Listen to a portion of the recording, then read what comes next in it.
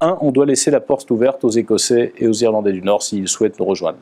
L'Europe ne peut pas fermer la porte à des membres, à des peuples membres. Je rappelle qu'il n'y a que 4 peuples à ce qui était le Royaume-Uni et qui est devenu le Royaume des Unis.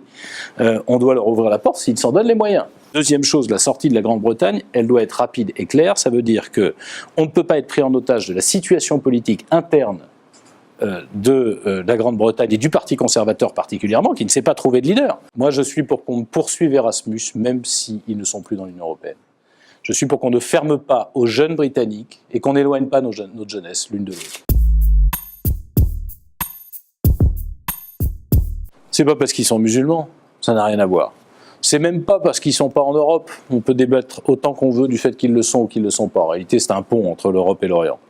C'est simplement qu'ils ne participent pas du projet européen, en tout cas celui qui est le nôtre. Ils y voient la façon d'affirmer leur domination, ou une domination qu'ils souhaiteraient sur le Proche et le Moyen-Orient, pas du tout de venir construire l'identité européenne. Et nous serions bien naïfs, c'est pas la démocratie seulement, c'est pas la place des femmes, c'est juste qu'ils ne partagent pas le projet européen dont nous avons besoin. L'Europe, elle doit servir à une chose, et c'est d'actualité.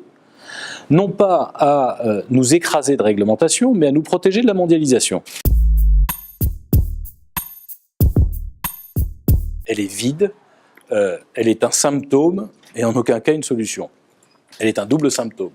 Elle est d'abord le symptôme d'un gouvernement qui avait une idée juste et qui l'a abandonnée à la première pancarte de manifestation. C'est qu'aujourd'hui, quand on a 85% de gens qui sont embauchés en CDD, c'est qu'il y a un problème avec le CDI. Et on sait tous que le problème du CDI, c'est qu'au moment où il est signé, il fait courir un risque aux PME, PMI, il fait courir un risque à l'entreprise qui ne sait pas, si jamais elle est obligée de licencier parce qu'elle n'a plus de carnet de commandes, combien ça va lui coûter et quand. Et elle fait courir un risque, un double risque, une double peine aux salariés. Celui qui est embauché, il doit aller devant les prud'hommes, et c'est au moment où il perd son boulot, qu'il a moins d'argent, qu'il doit attendre 1 an, 2 ans, 3 ans pour toucher son argent. Vaut mieux avoir prévu dès le début du contrat combien il paye, parce que c'est quand il a besoin d'argent que tout de suite ça lui est versé. Mon ami Hervé Morin, il est venu au Congrès et il a dit les choses. Mon ami Hervé Morin est venu au Congrès et a dit les choses clairement. Il a dit qu'il ne souhaitait pas la participation à la primaire. Pourquoi ? Parce que nous sommes tous d'accord sur l'idée que pour réformer la France, il ne s'agit pas que de gagner des élections. C'est déjà arrivé à la droite et au centre de gagner des élections. Simplement, derrière, le gouvernement, ça n'a pas été génial. Parce qu'on était de 2002 à 2012 dans le système du parti unique. Il n'y avait qu'eux qui décidaient, ils n'écoutaient jamais rien. Total, on n'a pas réussi à redresser ni les comptes publics, ni le chômage, ni l'éducation nationale, pour prendre que ces 3 exemples. Mais en plus, on a perdu les élections. Si les Républicains avaient toutes les bonnes idées, s'ils avaient les recettes et les leçons, ils ont tellement eu le pouvoir depuis 35 ans que ça se saurait. Ça dépendra sans doute de la façon dont se déroulent les primaires des Républicains. On prépare un projet présidentiel, on prépare un projet législatif, on prépare également des candidats aux élections législatives.